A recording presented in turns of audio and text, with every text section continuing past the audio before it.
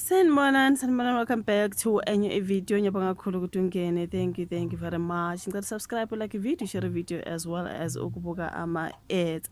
Ngiyacela please faka i-notification bell yakho on, as you can see ukuthi ama-video to eza sometimes masikhona isikhathi sokurekhoda into enjalo. So please put that notification bell on so that mangilahlela video and then you get notified mangabe ngempela yawathanda ama-video esiwa-uploada kule channel. Make sure your notification bell is on.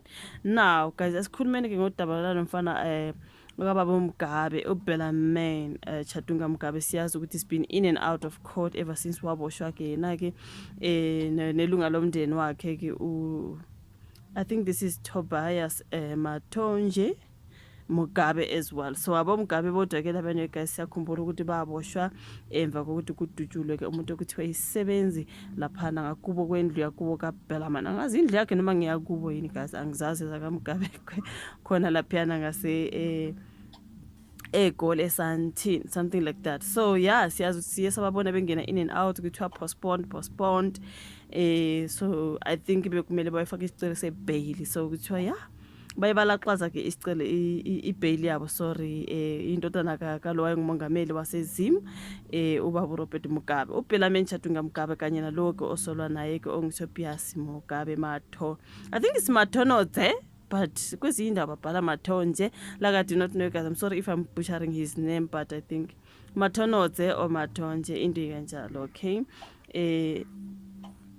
bahoxile kusho ukuthi ke ekufakeni isicelo sebail lapho bobabili. So bayibavele enkantolo emantshi yase Alexandra ngolesithathu ekuseni ke lapho ke bekulindele ukuthi bafake isicelo sebail. Okay, ngokusemthethweni biye kwavela ukuthi sebezishintshile izinhlelo zabo ke kunalokho ke bazongena ezingxoxweni nombuso. Icala labo liye lahlelisela umhla ka-17 kwephezulu ke lapha ke bazogcinwa ke ngase Stocksini. Okay, so uMgabe ke noMatonze babhekane namacala amaningi okubala kuwo ke lokuzama ukubulala, elokutholakala nesibhamu nezinhlamvu, ukuphambana nengalo yomthetho, ukweba, ukhomba isibhamu kunye ke nokwephula umthetho we-Immigration Act.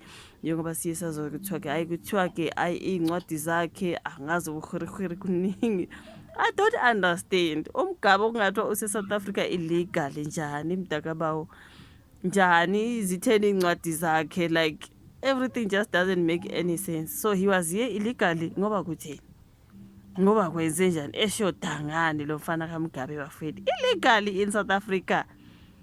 Benomuzi banomuzi lapha neSandton kuleya ndawo you guys ukuhlala khona nje abantu abaphezulu okuthiwa iHyde Park, uhlala ubabo Ramaphosa, uhlala ubabo Malema, uhlala uvusa umuzi Khethi Matala, kuhlala nje abantu abanemali. oBellamain bahlala lapha na kodwa ba illegally in the country. Haya hotlhakani. But anyways, yona nto eshiwoyo ke basola ke ngokudubula isebenzisa kaMgabe laphana kuthiwa ke na 23 ubhuti wadutshulwa emzini wakhe laphana ngase Hyde Park ngoFebruary. Bashiya ke lo bhuti ke sesimeni esibucayi sizwa kuthiwa ke usasesibhedlela into ikanjalo. So uBellamain is here illegally noma mhlawumbe kuneyindaba nje zamaphepha abangafuni ukuwaveza for reasons. I don't believe ukuthi Bellamain is in South Africa illegally. I'm sorry you guys, hayi ukuthi ngiyamkhulumela ngobe ngiwaseZim. I just don't buy the fact that ukuthi he is here illegally. Like bekutheni engalungisa amaphepha, like akuhlangani, like 2 + 2 = 5 because njani South Africa like illegally lo mfana kaMgabe. Hayi ngeke kunzima ngaye ke makunjalo, ehlula ukulungisa amaphepha. Hayi ngeke phela siyazi ukuthi avele uMama Grace Mugabe yena kahle ungwala eMzansi ngoba phela nanku wayeshoda nopresident waseZimbabwe into kanjalo. So abantwana bakhe lapha bangabakomalume nje lana, you know, they were like hayi sizwenze siyithandayo kukaMalume la.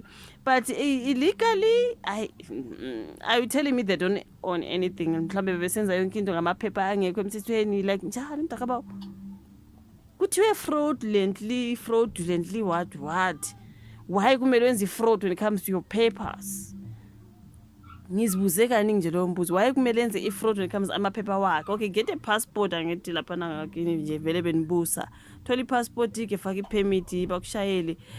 Asazi ke mangabe nje abasayingena indaba kaMgabe nje basekuphethe abaka kuthiwa ngubani baba uMnangagwa nyose kuphethe abakamnangagwa futhi le abakamgaba basayingene ukuthi nama passport nje abasenawo nama permit hayi 2 + 2 = 7 because njani illegal ikhona mhlawumbe into ababalekela ukuyiveza or something ukuthi illegal hayi namanje ngisaphikisa angiboni mhlawumbe nje ikhona into abangafuna ukuyiveza besazi ukuthi hayi mabengayiveza mhlawumbe kuyovele kuningi. I don't think he's illegal here lapho nje I'm like hayi mntakadidi njani. But anyways balaxaze ke indaba yabo yebail bafethu basazogcina ke lapha nestoksini indaba kaBellarmine no mfowabo ngazo cousin wakhe whatever it is because he is Matonoze Mugabe. Okay hayi akunzima abafethu sesiyolinda ke uMarch 11 zaMarch sizwe ukuthi kuyohamba kanjani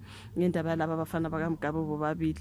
Hayi kuyabheda Bellarmine uye wagangezweni elirongo. I think mntana kithi uye wathi hayi kukaMalume ngizenze yonke into engiyifunayo kanti hawu akuphula umthetho noma ikuphi nje. You don't break the laws noma kaMalume bazokubopha ke. But anyways, good luck to him. Good luck to Bellarmine no Tobias. Okay. Ngiyabonga ukuthi ubuka ivideo uya like uya subscribe uya share please ifake le notification bell yakho on ngoba uku-uploada kwami you know what I mean. Ngiyabonga kakhulu asiphinde sibonane ku video elandelayo. Bye.